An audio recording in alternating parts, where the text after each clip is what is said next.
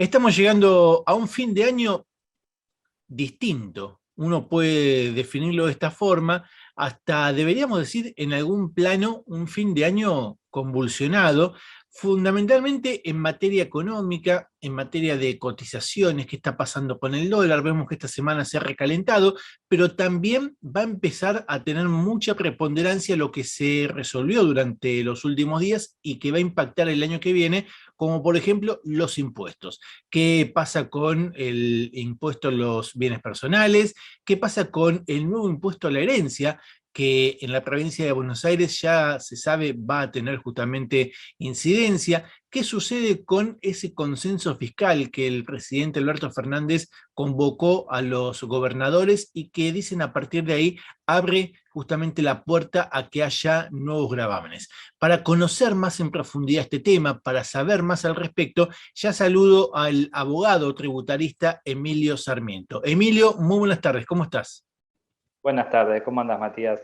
Todo muy bien por acá, pero con ganas de conocer justamente de tu sapiencia en estos temas. Estudias mucho al respecto y obviamente también asesorás y es parte de tu métier, ¿no? De tu profesión. Así que, ¿qué es lo que pasa, por ejemplo, con bienes personales, Emilio? Bueno, lo que pasó con bienes personales fue primero un derrotero hasta llegar a la norma bastante particular, porque bueno, inició por una cámara que no es la correcta, empezó con un proyecto que estaba dentro de la ley de presupuesto, que bueno, que después no salió y se supone que no se debería poder reeditar el mismo, pero lo impulsó la oposición, entonces se trató. Después está el tema del quórum. Bueno, hay una parte política, pero básicamente en lo impositivo y lo técnico se trataba de readecuar los mínimos no imponibles y lo que son los valores para, digamos, estar fuera del gravamen, como puede ser la casa habitación y demás, porque no te olvides que al ser un impuesto patrimonial, que es una foto, una radiografía al último día del año, bueno, el tema de la inflación siempre, como en este impuesto como en otros, provocaba que lo que era un impuesto destinado a la clase media alta se fue transformando en un impuesto de la clase media baja para arriba, y bueno, abarcaba a todo el mundo. Entonces lo que se trató de tocar es ahí, y a partir del debate, bueno, se elevaron algunas alícuotas. Tenemos alícuotas agravadas para lo que son bienes en el exterior, que es también una norma bastante cuestionada, porque se supone que si vos tenés un inmueble del mismo valor acá en Mar del Plata a uno en Miami, se supone que tu capacidad económica es la misma, pero bueno, se graba en el exterior, lo que en términos impositivos suele decirse que se busca un efecto, digamos, una externalización, digamos, se busca que vos ese inmueble lo tengas en Argentina. ¿Sí? Entonces se te graba una alícuota para que vos modifiques tu conducta de tener ganas de tener bienes en el exterior. Claro. Lo cual es bastante rudimentario, ¿no? Porque, digamos, uno toma esa decisión en virtud de un montón de causas que todavía no están resueltas en Argentina. No te hablo desde inseguridad jurídica, desde el tema del dólar, desde el tema de los cepos y demás. Bueno, eso está pasando ahora con bienes personales y con otras leyes, como vos bien decís, bastante movidito el fin de año. Algunas todavía no salieron, pero bueno, ya se está hablando del tema. Ahora, esto que decíamos de las herencias, ¿no?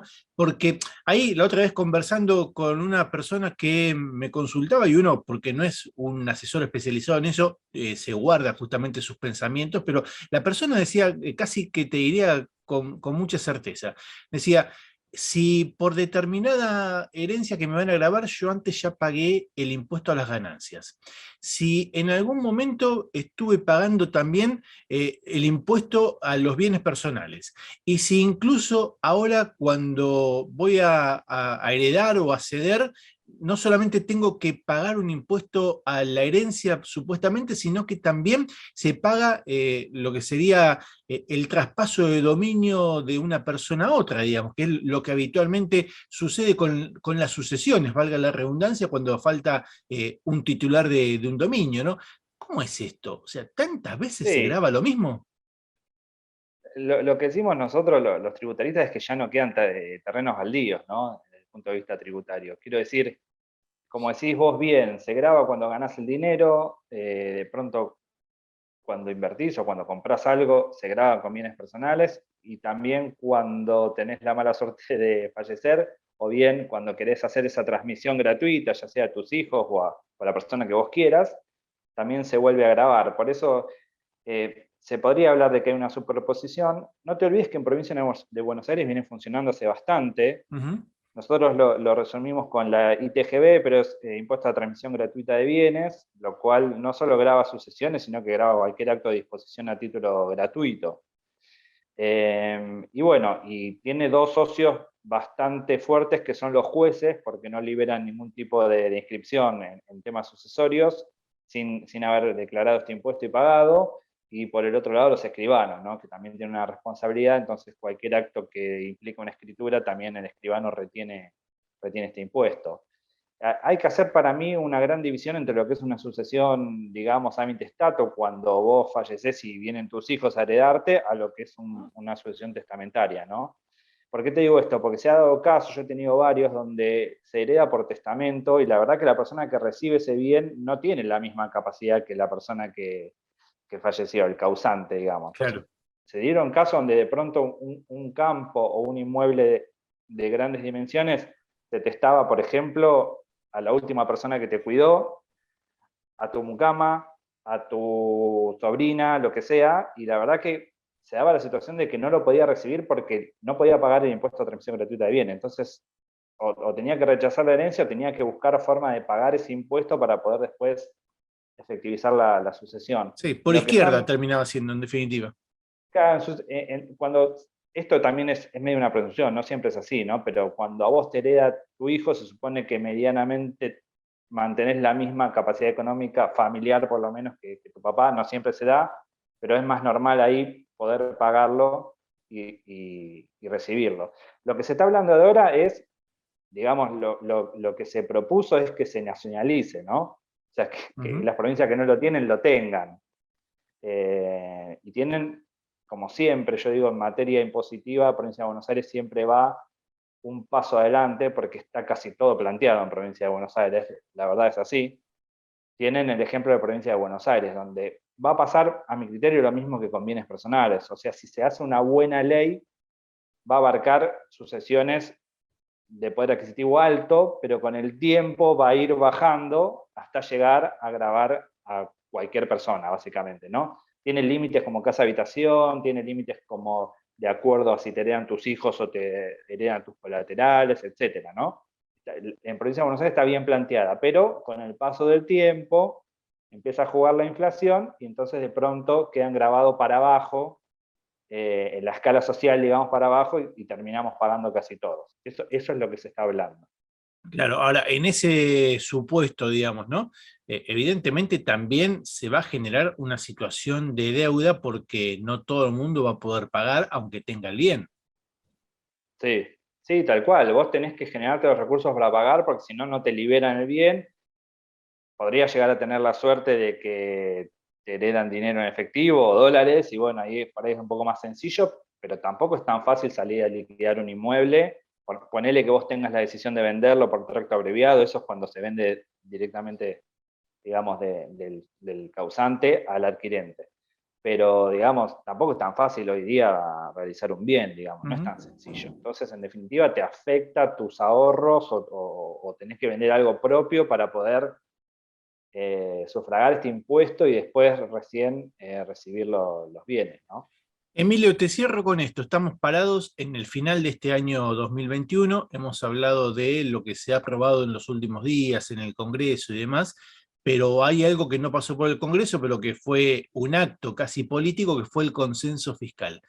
¿Cómo evaluás que va a transcurrir este 2022 ya con esta nueva posibilidad de las provincias? Un poco nos anticipabas, ¿no? Lo de igualar en impuestos, pero digo, ¿cómo evaluás que puede llegar a impactar en el contribuyente, en el ciudadano de a pie, esta llave que le da Presidencia de la Nación a los gobernadores para que puedan discrecionalmente manejar nuevos impuestos?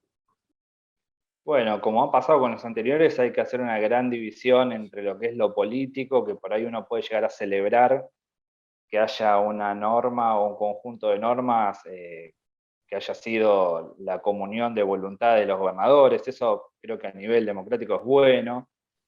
Y después está la parte impositiva, que es que, y la experiencia, ¿no? Que siempre ha resultado en subas impositivas, ¿no? Por parte de las alícuotas de lo que es ingresos brutos, sellos, inmobiliario, etcétera. Y por ahí la parte del articulado que en teoría, en abstracto, sería en beneficio del contribuyente, después de pronto no se aplica nunca. Yo me acuerdo del consenso fiscal anterior, había recibido con buenos ojos una norma que, digamos, obligaba a las provincias a tomar cartas en el asunto con el tema de los saldos a favor de ingresos brutos, que es una de las temáticas más importantes a nivel empresarial y te diría de cualquier persona, profesionales, autónomos, etcétera. Todo el mundo tiene saldo a favor que es muy difícil recuperar. Algunas empresas, te hablo de saldos millonarios. Y bueno, esa normativa después no se cumplió, digamos, no se hizo un mecanismo de devolución rápida de ese saldo. Los saldos siguen cautivos a cargo del gobierno provincial en este caso. Así que yo creo que, digamos, también pasa con las alícuotas máximas, ¿no? Cuando dice que la alícuota no supere el 7, bueno, la provincia que tiene el 5 quizás lo ve como una licencia para subir 2% y llegar al 7. Entonces, lamentablemente, por lo que es el contexto argentino, yo veo difícil que se bajen alícuotas a nivel provincial. Creo que todo lo contrario, ¿no? Tienden a subir y cada vez más. Por eso, desde el punto de vista impositivo, yo creo que no es una buena noticia, y desde el punto de vista político me parece que puede llegar a celebrarse. Hay un establecimiento de topes, ¿verdad? Para lo que es ingresos brutos fundamentalmente. Sí, pero fíjate que el consenso fiscal anterior para toda la actividad industrial lo que promovía era alícuotas en baja hasta llegar a cero, digamos, porque siempre está la intención de que la parte industrial no pague ingresos brutos, ¿no? Porque, digamos, es el peor de los impuestos, un impuesto que es progresivo, que es regresivo, que es acumulativo, o sea, que va generando, digamos, aumento de precio, se ve solo la venta y no se ve, digamos, no es como el IVA en ese sentido, que es mucho más sano. Y bueno, y eso no sucedió, o sea, en definitiva las provincias después lo que tienen es su propia autonomía. Y vienen las discusiones donde si una provincia que firmó el consenso después de pronto no lo cumple, ¿qué pasa? Porque, digamos, es una ley contra otra ley. Se supone que las leyes de concertación, como es esta, el consenso fiscal, como puede ser la de coparticipación o no sé, el convenio multilateral, se supone que tienen un rango superior a una ley que después dicta la provincia de manera unilateral, pero bueno, ahí entramos en el ámbito judicial, que bueno, no siempre es tan lineal, ¿no? El tener fallos a favor y en contra. Y ese es otro punto muy importante de toda esta maraña que estamos analizando ahora, que es el ámbito judicial. Vos decís, en este contexto de subas de impuestos injustos, de multiplicidad de impuestos, debería haber fallos todos los días a favor del contribuyente. Bueno, no. Ahí hay una pata que o está fallando, o porque planteos hay, o hay algo que no cierra, porque la verdad que cuando sale un fallo a favor del contribuyente, todos festejamos, pero no es lo más normal. Claro. O está funcionando muy bien, pero a favor del Estado, que también es lo otro.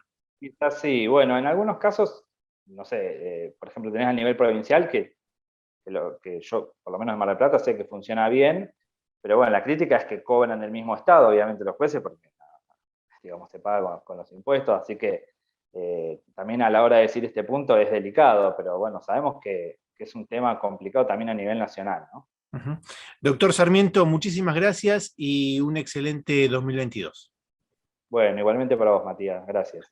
Emilio Sarmiento, abogado tributarista, nos daba claridad sobre algunos temas de lo que ha sucedido durante este fin de año, como decíamos, fin de año atípico y muy activo justamente en materia tributaria, que ya lo vamos a estar viendo seguramente con intensidad en el 2022. Quédate que ya seguimos.